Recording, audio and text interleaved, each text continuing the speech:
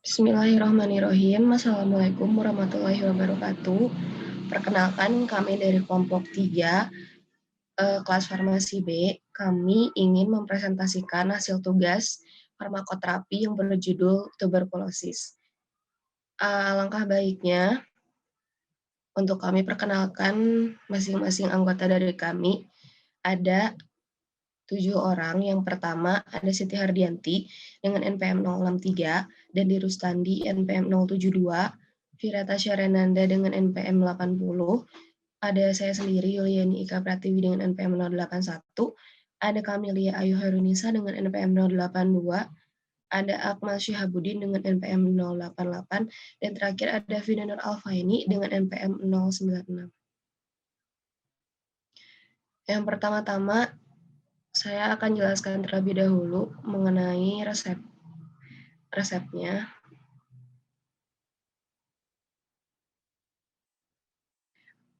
Sebelum masuk ke resep, ada materi. Materi yang pertama mengenai analisis obat. Analisis obat ini ada hal-hal penting yang harus dianalisis seperti obat-obat yang terdapat di dalam resep. Lalu analisis penyakit mengenai penyakit yang terjadi seperti apa. Lalu analisis kandungannya, menjelaskan mekanisme obat-obatan dari antituberkulosis tersebut, dan nanti diikuti kesimpulan di akhir. Selanjutnya saya akan menerangkan sedikit mengenai resep obatnya. Yang pertama, ini dianalisis ada resep INH. Resep INH 50 mg, MF Lavulv, DTD numero triple X, UNDD Vulv 1, itu artinya berarti ambillah INH 50 mg, campur dan buatlah serbuk terbagi, detail dosis sebanyak 30 untuk 1 hari 1 kali 1 vulvaras. Ini obat INH fungsinya untuk mencegah maupun pengobatan TB laten maupun TB aktif. Apa itu TB laten dan TB aktif nanti akan dijelaskan oleh rekan saya. Yang kedua ada rifampicin 75 mg, sama seperti INH, MF Lavulv DTD numero triple X, campur dan buatlah serbuk terbagi sebanyak 30 sehari 1 kali 1 bungkus. Ini adalah antibiotik yang digunakan untuk mengobati beberapa penyakit akibat infeksi yang terutama dilakukan pengobatannya pada TBC. Dan yang terakhir ada silopisin, digunakannya sehari 1 kali 1 sendok makan. 1-DDCPH Chlorti-1. Ini adalah multivitamin pro anak Ashifa karena pasiennya anak kecil, anak-anak, maka diberikan dosis yang seharusnya yang kecil. Selanjutnya akan dijelaskan oleh rekan saya. Silakan. Baik, untuk selanjutnya ada penjelasan tentang penyakit tuberkulosis. Tuberkulosis adalah penyakit menular langsung yang disebabkan oleh kuman TB atau Mycobacterium tuberculosis. Sejenis kuman berbentuk batang dengan ukuran panjang 1-4 dan tebal 0,3 sampai 0,6. Sebagian besar kuman TB menyerang paru, tetapi dapat juga mengenai organ tubuh lain. Tuberkulosis merupakan penyakit yang menular, yang berbahaya. Setiap penderita tuberkulosis dapat menularkan penyakit pada orang lain yang berada di sekelilingnya dan atau yang berhubungan erat dengan penderita. Ini pun sudah saya berpengalaman gitu waktu SMK saya pernah mengidap penyakit TB dan pada akhirnya menular kepada keponakan saya. Penelitian lain menurut Smeltzer dan Bare menyatakan bahwa tuberkulosis adalah penyakit infeksius yang terutama menyerang parenkim paru. Tuberkulosis dapat juga ditularkan ke bagian tubuh lain. termasuk meninges, ginjal, tulang, dan nodus limfe. Agen infeksius utama Mycobacterium tuberculosis adalah batang aerobik tahan asam yang tumbuh dengan lambat dan sensitif terhadap panas dan sinar ultraviolet. Tuberkulosis ditularkan dari orang ke orang oleh transmisi melalui udara. Individu terinfeksi melalui berbicara, batuk, bersin, tertawa, atau bernyanyi melepaskan droplet besar, lebih besar dari 100 mikro dan kecil 1 sampai 5 mikro. Next.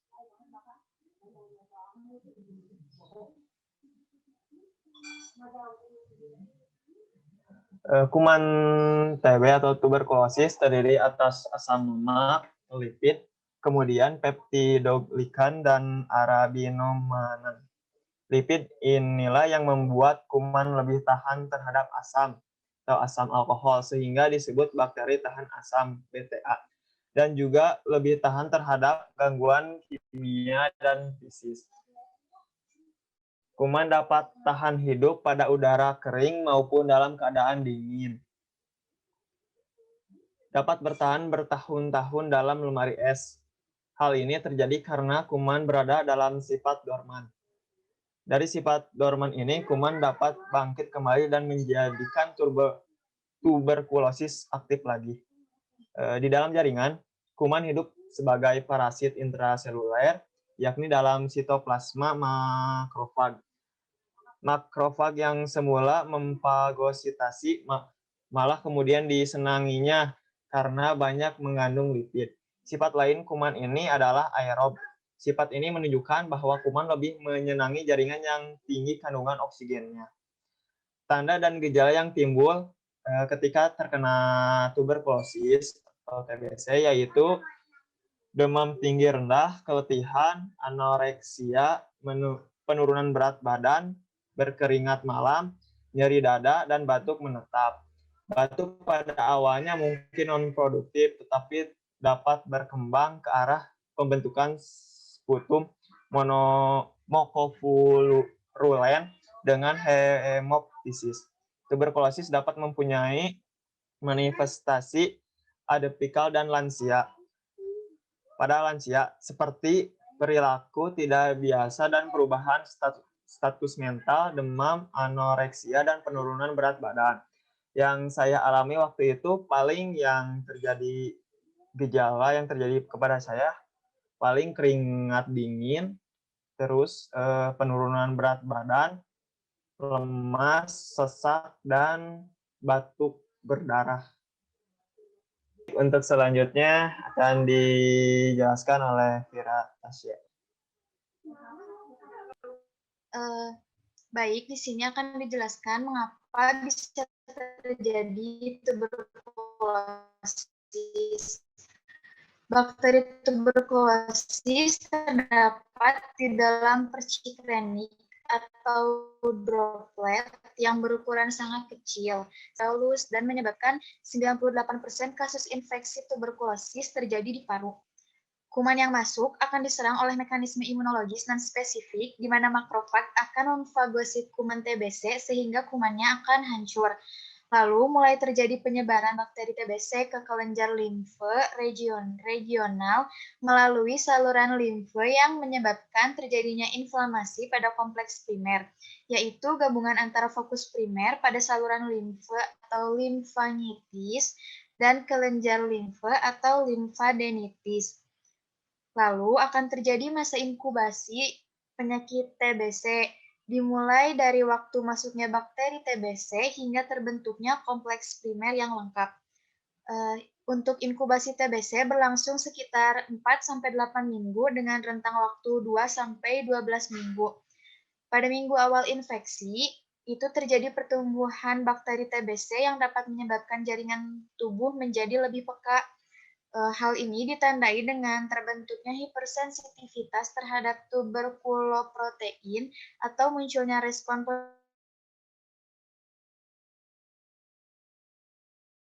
uji tuberkulin. Proliferasi bakteri TBC akan terhenti, tetapi sejumlah kecil bakteri TBC dapat bertahan hidup dalam granuloma.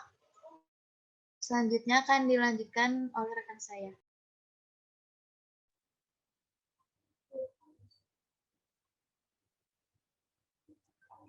Selanjutnya ada isoniazid atau yang biasa dikenal dengan INH yang bekerja menghentikan pertumbuhan bakteri Mycobacterium tuberculosis penyebab tuberkulosis dengan mekanisme menghambat biosintesis asam mikolat yaitu konstituen penting dalam dinding sel mikrobakteri. INH menghambat sintesis asam mikolik yaitu suatu komponen esensial dinding sel bakteri.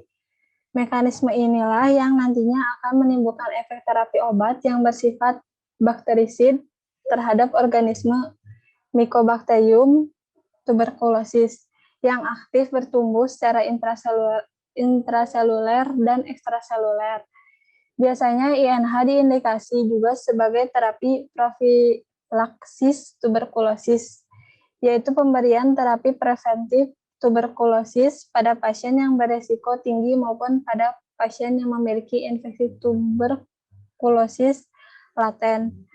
Penderita HIV, pasien dengan tes tuberkulosis positif, pasien dengan konversi tes tuberkulin positif dalam jangka waktu 2 tahun, pasien yang berusia kurang dari 35 tahun yang tidak pernah menerima imunisasi BCG dengan tes tuberkulin positif, profilaksis terhadap tuberkulosis pada anak dan infan, profilaksis sekunder untuk orang dewasa dan anak-anak yang terinfeksi HIV.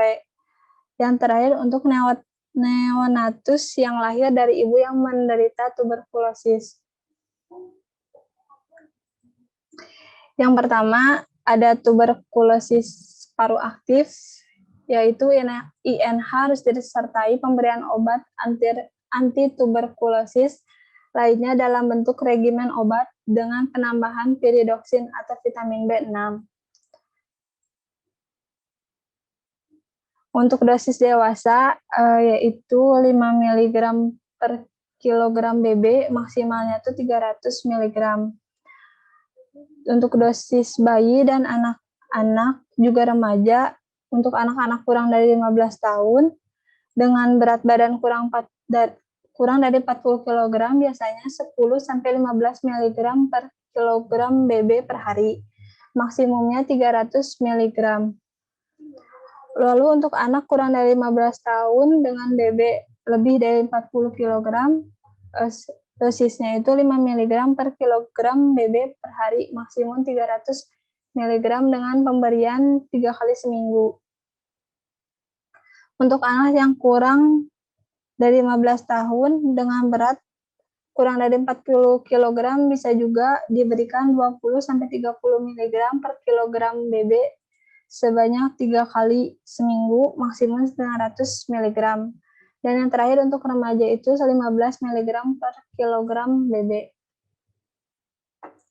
Yang kedua ada tuberkulosis paru laten.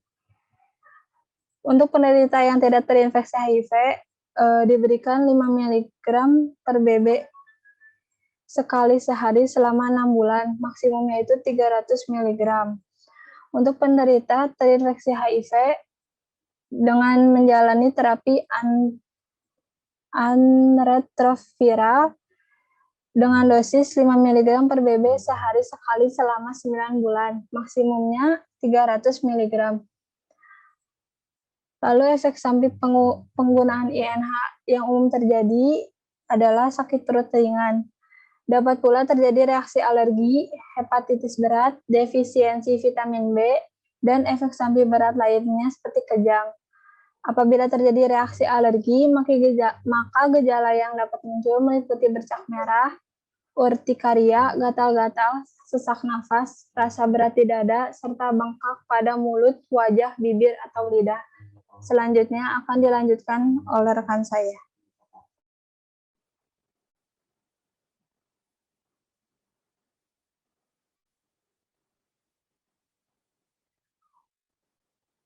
Kemudian ada rifampicin. Rifampicin adalah derivat semisintetik rifampicin B. Obat ini merupakan ion sweeter, larut dalam pelarut organik dan air yang pH-nya asam. Rifampicin menghambat pertumbuhan berbagai kuman gram positif dan gram negatif. Rifampicin 13 aktif terutama pada sel yang sedang tumbuh. Kerjanya menghambat DNA dependent RNA polimerase dan mikobakteria dan mikroorganisme lain dengan menekan awal terbentuknya rantai dalam sintesis RNA.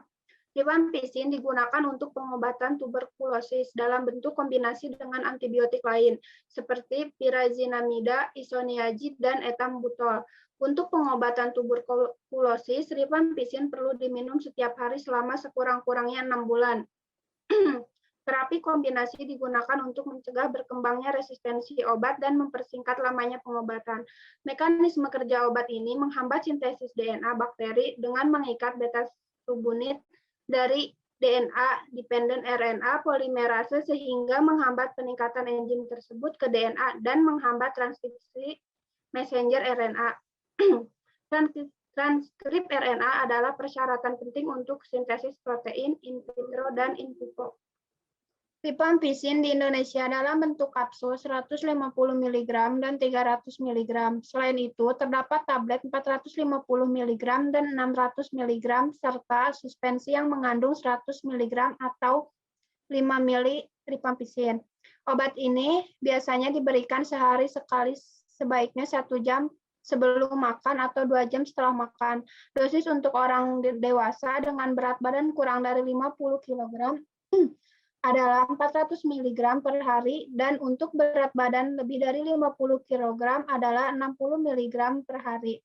Sedangkan untuk anak-anak dosisnya 10-20 mg per kilogram berat badan per hari dengan dosis maksimum 600 mg per hari. Efek samping umum antara lain mual, muntah, diare, dan kehilangan nafsu makan. Seringkali air seni, keringat, dan air mata berwarna merah atau jingga. Dapat terjadi masalah pada liver atau reaksi alergi. Rifampicin adalah bagian dari pengobatan tuberkulosis aktif yang direkomendasikan selama kehamilan, meskipun keamanannya selama masa kehamilan belum diketahui. Rifampicin termasuk dalam antibiotik golongan rifamycin. Ia bekerja dengan cara menghentikan produksi RNA oleh bakteri. Selanjutnya akan dijelaskan oleh rekan saya.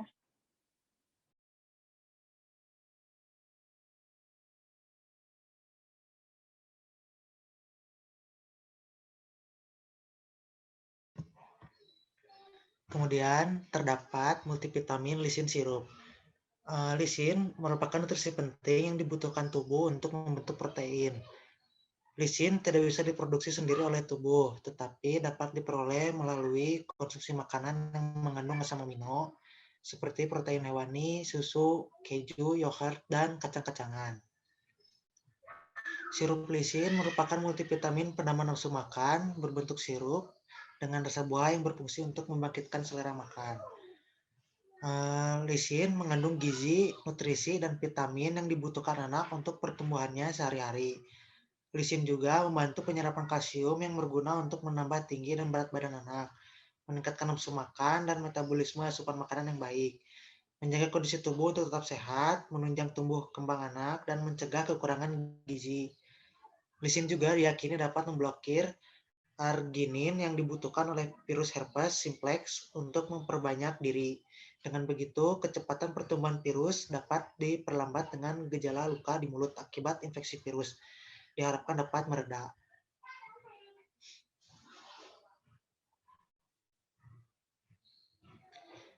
Kemudian terdapat beberapa kandungan bahan aktif yang terdapat dalam sirup lisin, yaitu seperti vitamin A, vitamin D, vitamin E, vitamin C, vitamin B2, vitamin B6, vitamin B1, lisin HCl, nicotinamide, dan D-pantenol. Masing-masing dari bahan aktif tersebut memiliki mekanisme yang berbeda, namun bahan aktif tersebut yang diberikan bertujuan untuk menunjang nutrisi bagi tubuh anak, yang dimana pada kasus ini anak mengalami gejala TB, yang dimana memerlukan multivitamin untuk menambah nafsu makan dan juga untuk mencegah efek samping dari rifampicin, yaitu karena efek sampingnya nafsu makannya menurun, sehingga diberi multivitamin agar nafsu makannya bertambah, sehingga pasien anak tersebut tidak kekurangan nutrisi dalam tubuhnya. Kemudian selanjutnya akan dijelaskan oleh rekan saya. Kesimpulan dari presentasi kali ini ialah tuberkulosis adalah penyakit yang disebabkan oleh kuman TB, yaitu Mycobacterium tuberculosis, yang sebagian besar kumannya itu menyerang organ seperti organ paru, tulang belakang, kulit, otak, kelenjar getah bening, dan jantung. Penyakit tuberkulosis bisa dapat menular ke lingkungan, baik keluarga maupun rekan-rekan yang ada di sekeliling kita. Nah, berdasarkan resep yang dianalisis, resepnya itu terdapat ada yaitu obat isoniazid sebagai antibiotik yang dengan dikombinasi dengan rifampicin. Lalu terdapat juga sirup lisin yang berfungsi sebagai multivitamin untuk mengimbangi dari efek sampingnya itu rifampicin yang kehilangan nafsu makan, sehingga anak yang mengkonsumsi obat tersebut tidak kehilangan nafsu makan. Next.